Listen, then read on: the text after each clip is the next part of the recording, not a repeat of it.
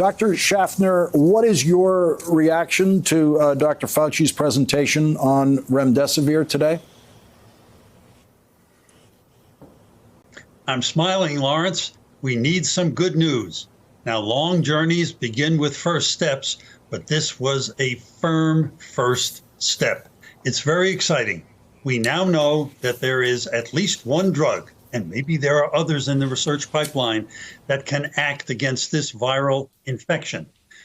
The data so far that have been released show, as Tony said, that people can leave the hospital sooner, and there's a trend toward increasing survival. That's really very exciting. Now, it's not a magic bullet. It's not a home run. The journey is still long. We have further research to go. We don't even know which COVID-infected patients benefit the most, very sick people or only moderately sick people. We'll wait to see as the data are further analyzed. But this is a nice first step forward.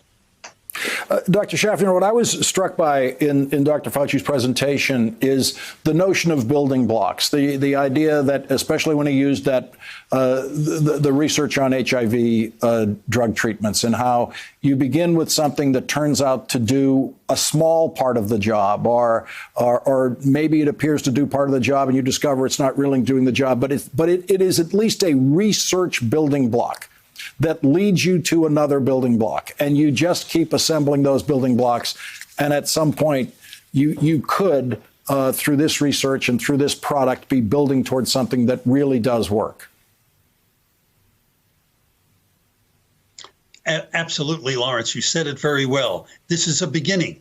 And as Dr. Fauci said, now they're doing trials adding other drugs. That's exactly what we did with HIV/AIDS. We all remember those days. We lived through them. It looks as though now perhaps we can assemble several drugs that would work separately and in combination that give us a much better chance to increase survival and make people better faster. We would love to have that happen, but they all take time. They all have to have rigorous trials. We want to do this on a strong evidence base.